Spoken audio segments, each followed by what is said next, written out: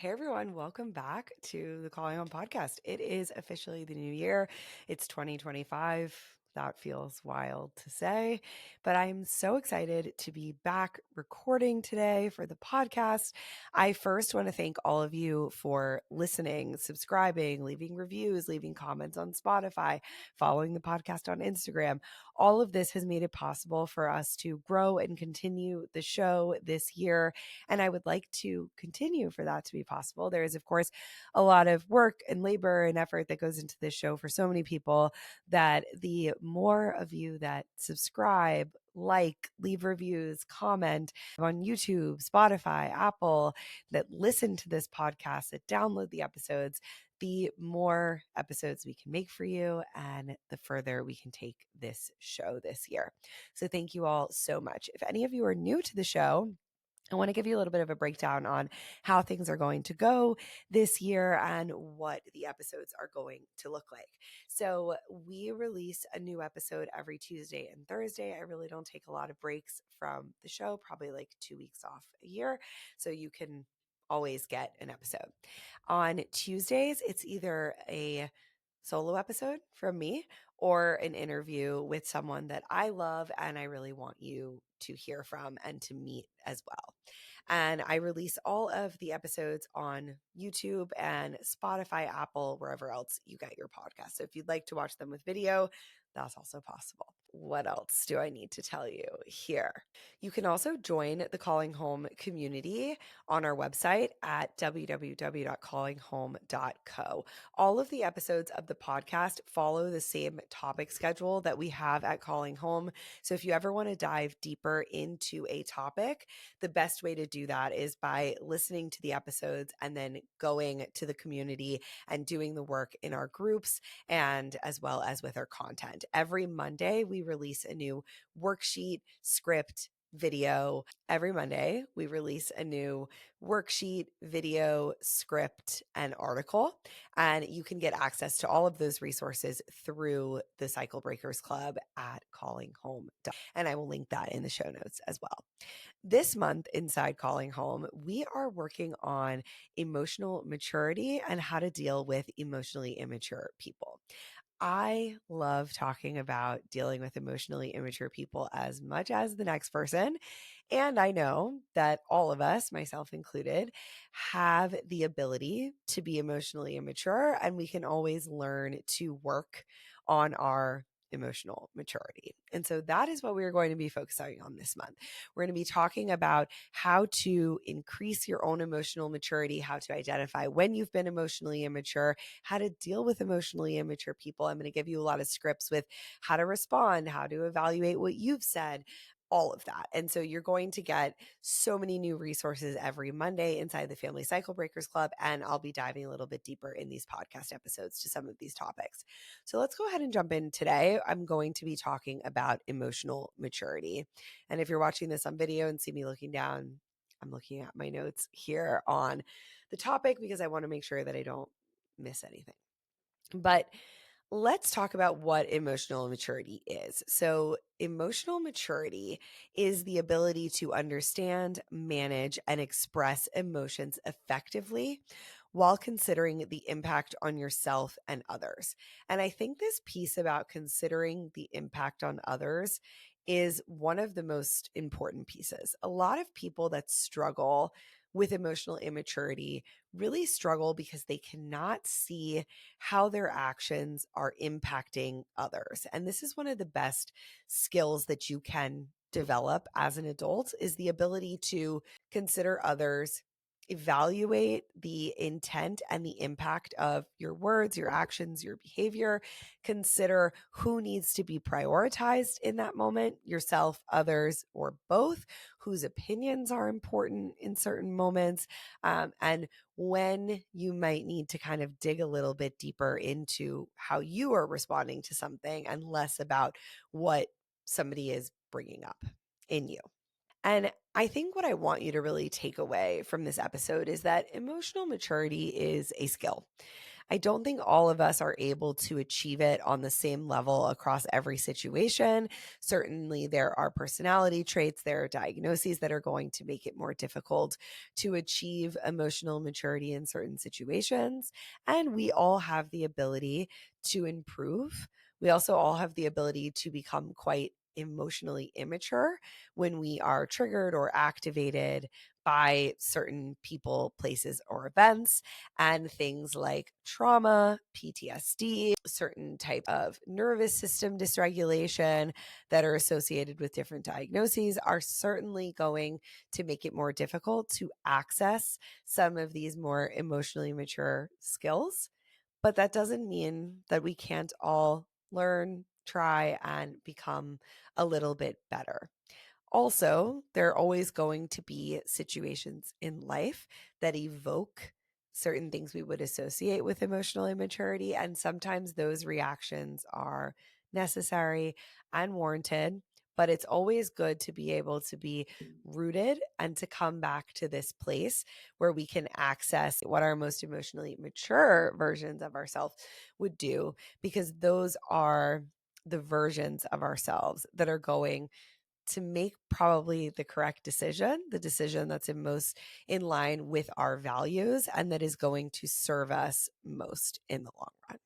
If you want to be emotionally mature, you have to have a level of self awareness. And that really just means that you are able to reflect again on how your actions, your words, your behaviors, your decisions are impacting other people. And when you are self aware, you're able to be reflective with yourself, right? You can ask yourself these questions that I'm going to list, and you'll have some type of answer to them. So, what triggers negative emotions for me? How do I typically respond to stress or criticism? What types of events tend to make me react in ways that I don't like? How do I behave when I am stressed, anxious, angry? Has anyone ever given me feedback on my behavior in these types of situations? And it's also important to remember that it's not just these quote unquote like negative or stressful situations that can make people move into more emotionally immature states. Some people become quite emotionally immature on days or during events that we would deem to be like very happy or positive, like special events, holidays, birthdays. All of these types of things can also be triggering, dysregulating, and maybe you even have certain types of reactions when you are supposed to be quote unquote happy that cause you to react in ways that you don't like. And so being self aware is really about understanding what are the patterns in your life. What are the things that you do that cause other people to want to pull away from you, or that cause you to behave in ways that you do not like, that throw you off the path that you want to be on, that have caused you to lose relationships, that have caused people to be unhappy with you? What are the things that you struggle with most? And you may even want to sit down and think about, what are moments in my life where I have really struggled to be the person that I want to be? When have I become so angry or overwhelmed that I acted in ways that are not in line with my values? When have I become so, insert any emotion, sad, anxious, overwhelmed, that has led me to act in ways that I don't like? And really thinking about, can I become more aware of myself, how I behave, how I choose to act in certain situations, so that I can break some of these patterns? Self awareness really will help you break patterns of emotional reactivity, of self sabotage, getting in your own way, of certain patterns that keep showing up in your relationships. And when you're developing self awareness, you can also think of, who is someone that I really trust and love, and what kinds of things do they point out to me? Now, if you have been in a relationship with a partner or a parent or a sibling or someone, a friend who is maybe abusive towards you, who is always being hypercritical, they may not be the one that you want to draw on. And some of you might have become almost too self-aware as a result of being in these types of relationships where you actually become quite self-critical or way too analytical of your behavior.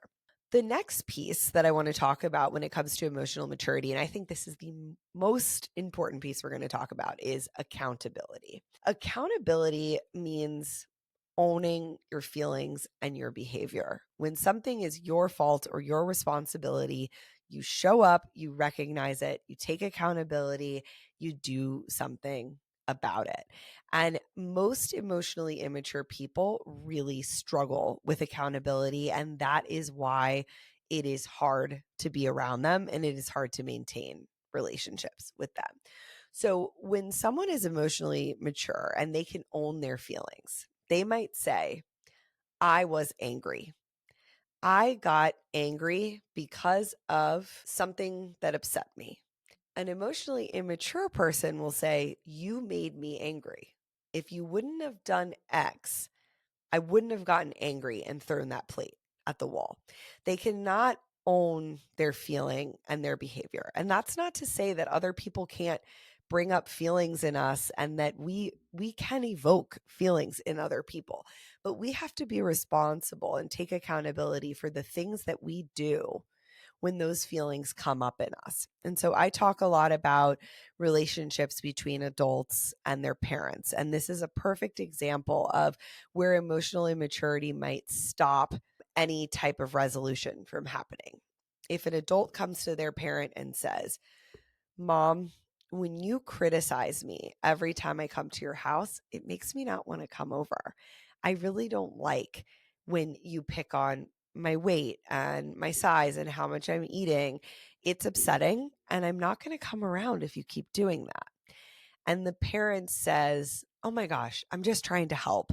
You're always calling out everything I say. I can never do anything right. I'm the worst parent ever. There's no accountability there. You're not sitting back and self-reflecting and saying, maybe I do that. Let me think of some examples of what they might be talking about. Let me ask them what they're hearing from me. Can I think about how I act whenever my child walks into the house? What's the first thing out of my mouth? Do I greet them or do I criticize them? And really getting clear on what might I need to take accountability for in this situation. Accountability also requires you to be really self-reflective. And so it's the ability to look back and say, well, I shouldn't have said that to you in that moment. I was feeling really stressed and I apologize. Here's what I wanted to say instead. Can I try that again? Can I rephrase what I wanted to say? I understand why me saying it that way hurt you, and I'd like to see if we can start over. So, accountability is really the best way that you can practice emotional maturity. And you can even think about, especially if you are in a relationship, you're a parent, or even at work or with your friends, like sitting down and thinking about, were there any situations this week where I feel like maybe they didn't understand me or someone expressed that they were unhappy with me? I acted in a way that really wasn't in line with who I'd like to be. And I want to take a step back and say, I'm sorry that I did that to you. I wish I would have said it this way. I want to know how it felt for you when I acted that way.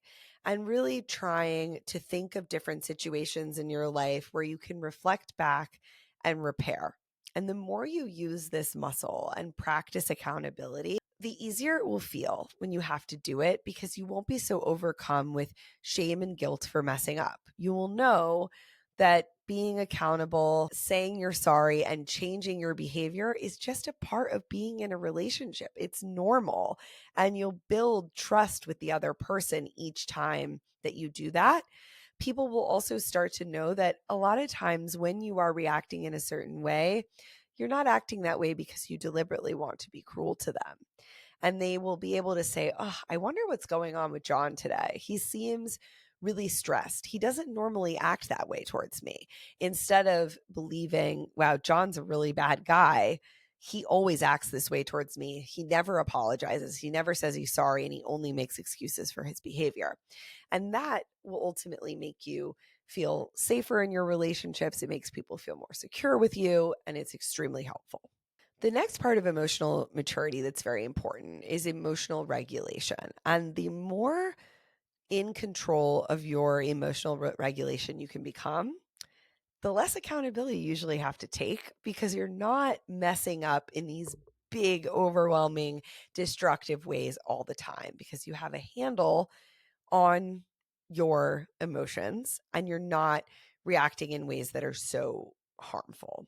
Emotional regulation really begins with having an understanding of the ways that you react and how your feelings manifest and what you're calling them. I think you'd be surprised, and maybe you're one of these people, but you'd be surprised by how many people actually don't even know what they're feeling and what they would call it. And this is one of the first things that I look out for whenever I'm doing therapy with someone is like, do you have a lexicon of feelings? Do you have a solid, 10 to 20 things that you can label and have an understanding of what those things feel like in your body and what they feel like in your mind and how you behave when those feelings come up? So a really easy example of that would be like someone who feels their heart beating very fast, a kind of uneasy feeling in their stomach, and maybe their palms are getting sweaty and they're having trouble focusing.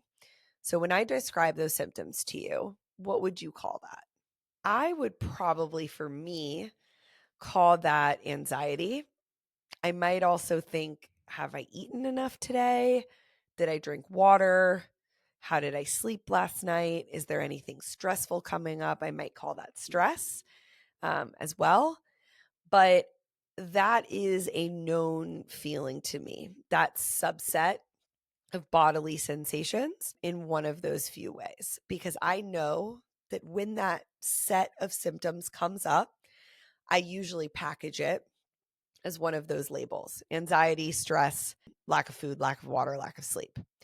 Now, there are some people that they don't know what that feeling is. You might even be saying like, oh, I feel that sometimes, but it could be a lot of things. Or I just try to push it down when it comes up, or I say it's not a big deal and I move on, or I just go to sleep, or I drink alcohol, or I smoke. Like I do something to push that feeling down because it's quite uncomfortable. And you can't really regulate your emotions without knowing what they are, what they feel like, what you need to regulate, what's coming up for you. So that's one of the first steps. And we have the Emotions 101 course, which is one of the first courses that I created that I used to sell for like $400 to a very limited group that's now available on the Calling Home website. And you can get that just from joining the Family Cycle Breakers Club at callinghome.co. You get access to all the workbooks, videos, everything in that course. And that course breaks down for you on like a very small level what an emotion is, what it feels like, how you can label your emotions, how to tell the difference between something that's happening in your head and in your body, and how to integrate those feelings. So if you're listening to this and you're saying, oh gosh, I really don't know if I know how to label feelings, how to tell what's going on in my body, I definitely recommend getting access to that course. If you're already a member, go on, you can access it under topics, courses, and find the course there. And it will help you a ton. But that's the first step, I think, to really learning how to regulate your emotions. Then you need to figure out what strategies and skills really help me. For some people, this might be developing a meditation practice. For others, that could be anxiety provoking. Some of you, breathing is going to help. For me, going to therapy can be a great emotion regulation source. I think for people who don't have a good handle on how their emotions feel and what they call them, getting like a journaling practice where you even just jot down in your phone, like, okay, this happened, felt butterflies in my stomach, felt sweaty, overcome disoriented, did not know what to do next, like start writing these things down, start figuring out patterns of what you feel, what happens next, how you're reacting, because you need to really create an emotional map and like world for yourself, because we all have different ways of reacting. We all have different triggers. We all have shorter fuses around certain things, and you need to get some data to work with before you can start figuring out what is going to work for you. The other thing you can do is like, different grounding techniques. So being able to look around the room and name things that you can see, you can touch, you can smell, you can feel, even like putting a piece of hard candy in your mouth and focusing on those sensations can be a great way to learn what you feel like when you're totally being absorbed into a certain feeling or sensation or moment. It's also great if you have a partner, a trusted friend, a family member that you can sit and talk about this stuff with and say, what do you notice in me when I seem like out of sorts? Do you notice any patterns? Like maybe they notice that you start shaking your foot a lot, you're biting your nails, you start to get really distracted, you have trouble focusing, you become really short with your words. Like, can the two of you do this in a way that's totally compassionate and non-blaming, but just getting like some feedback and some data on things that you may not notice about yourself can be really helpful. But again, do this with someone that you don't feel like is super critical of you or that you feel on edge around. And I always recommend that you start practicing your emotional regulation in low stakes situations at first so that it's not so challenging, and then you can start to build up more and more. But ideally you're practicing emotional regulation skills all the time, not even when you're just 10 out of 10 stressed, but using it at like minor annoyances, a 1 out of 10 type of scale. A personal like anecdote that I'll share for you is that when I became a mom, one of the hardest things for me was like the overstimulation of it all. Noise, sounds, smells, sight, like just getting all my senses overwhelmed all the time. And I would get really flooded very easily if one of my kids was crying for a long period of time while also touching me, and someone else was talking to me and I had to do other things, that I really had to practice breathing, grounding myself, stepping away, trying to find ways to keep myself calm while all of this was happening so that I could be present for my child. And I've noticed that the more that I practice this, I said this to my husband the other day, one of my kids was screaming and I was helping them and hugging them, and I noticed like I wasn't reacting at all. Like my heart wasn't racing anymore. I wasn't stressed about when it was going to end or feeling like I was always going to be stuck in this moment. I felt very much like at peace and like I was able to just be a sturdy anchor for my child in that moment. And that was a result truly of practicing these emotional regulation skills of labeling what I was feeling, normalizing it, talking to somebody else about it, reading about other people or listening to podcasts like this about other people who get overstimulated by touch and sound at the same time from their kids and not being able to fix what's going on, processing it after the fact, coming up with things that would help me cope before and after that moment was very helpful. But practicing this regularly over time, and then suddenly you just have this moment where you're like, whoa, I reacted so differently than I would have because I've been practicing this. It does not happen overnight. The next part of emotional maturity that I want to talk about that is key is empathy and understanding others. So this is part of self-awareness. It's part of accountability, and it's part of emotional regulation. Emotionally mature people are really able to understand that the way that they feel is not how everybody else feels. They're able to look at someone else's situation and their feelings and say, okay, I want to understand how that feels for you. It may not make perfect sense to me. I may never feel that way, but I have an ability to look at you and understand why that could feel that way for you. We can understand that people have different ways of managing things, of dealing with things, and really know that we can extend empathy towards others that are different from us and who have different experiences and different ways of moving outside of the world. Practicing empathy with others in an emotionally mature way really just includes being able to ask people, how does that feel for you? Can you tell me more about that? Listening to them actively, trying to understand, show compassion and understanding without truly taking it on yourself, making the other person's feelings your feelings, making them have to match, but just saying, okay, I could see how that would be possible. Listening, nodding, being curious about how another person feels. All of these can be great ways to practice empathy and understanding, and then being able to step back and say, like, you know what? I don't have to agree with how you're feeling. I don't have to necessarily agree with the exact way you're handling this situation. I can set boundaries with you, and I can have empathy and understanding for how you're handling this. Another thing that's really important about emotionally mature people is that they are able to be adaptive and able to change.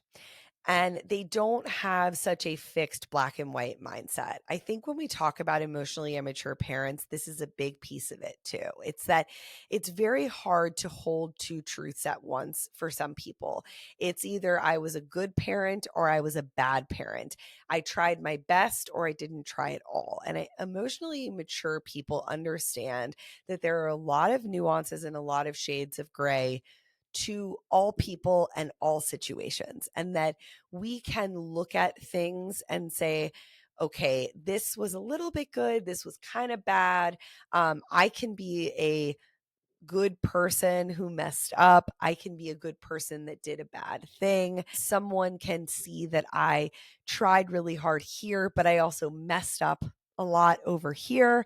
And we have this ability to adapt, to change, to be open to new information, new ways of thinking, and to say, okay, I can see how maybe I got that wrong there. Or now that we know this new information about trauma or this new information about abuse or emotions, that maybe we've learned something new and we should reflect and think about that in a different way. And so if you're trying to develop more emotional maturity, a lot of that requires stepping away from having such a black and white mindset and instead being open to shades of gray.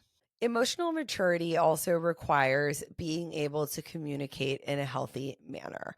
And so that means trying to use things like I statements, taking accountability for how you feel, telling people how you feel without using labels, criticism, contempt, not using the silent treatment, telling people when you need a break or when you need space, explaining your feelings in a clear manner, asking people questions before assuming what they mean or what they're trying to say, trying to stay calm and composed when the other person is doing that, trying not to call names, curse people out, really just communicating in a way that you would like others to communicate with you.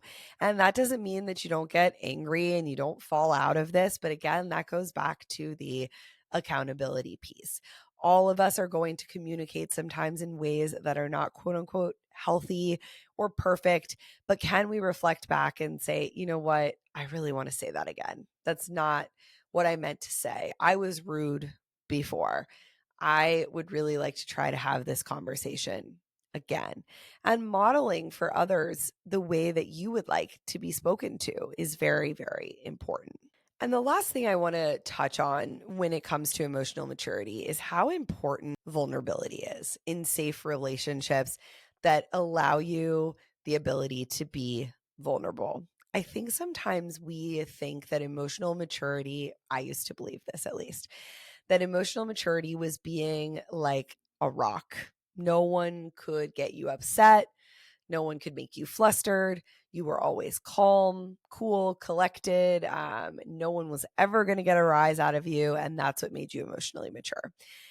And that's really not totally accurate. Emotionally mature people can be vulnerable. Emotionally mature people have the ability to feel the breadth of the human experience while being accountable and kind and compassionate and empathetic, but they are allowed to have feelings. And I think when you grow up around emotionally immature people, you don't want to be like them so much. You don't want to be volatile or reactive, that you kind of turn into someone that doesn't have a lot of feelings and you shut everything down. You become very guarded and even like stoic or robotic or cold as a way to safeguard yourself from becoming like that. But you can be emotionally mature and have feelings. So I don't want you to listen to all of this and think like, okay, I can't show anything. I have to always be calm, cool, collected, composed. That's not what emotional maturity is. When you think back to all the things that I've listed here for you, emotional maturity means having feelings, knowing what those feelings are, being able to talk about those feelings and share them, being accountable for the behavior that you exhibit when you are having big, overwhelming feelings, because no matter how emotionally mature you are, you're going to have them. Being able to call people out when they're hurting you in a kind, collected way and staying in line with your values, but still being able to make your feelings known. You can tell people, you've hurt me in these ways, and this is what I am going to do about that. This is how I'm going to set a boundary or protect myself or keep myself safe. That's all so important, that as we, work on emotional maturity this month at Calling Home, as you join our groups, I want us to become equally skilled at identifying when we need to repair for ourselves and when others are being emotionally immature with us. And I think a lot of people who have been around very emotionally immature people their whole life have developed a lot of emotional maturity for themselves, but sometimes at the expense of being able to share their own feelings and talk about their own feelings with others. And so that's something that we're also going to be talking about in our groups and in the content this month at Calling Home. So I would love to see you outside of this podcast. As always, you can visit callinghome.co and join the Family Cycle Breakers Club there. We will be meeting every Wednesday this month for a group about emotional maturity and dealing with emotionally immature people. And I will be back with another episode on Thursday. That will be a Q&A episode where I'm answering some caller questions. As always, thank you so much for listening to this episode. Please do not forget to like, subscribe, and leave a review of the podcast. That's what allows me to keep the show going. Thanks again for being here, and I will see you again on Thursday.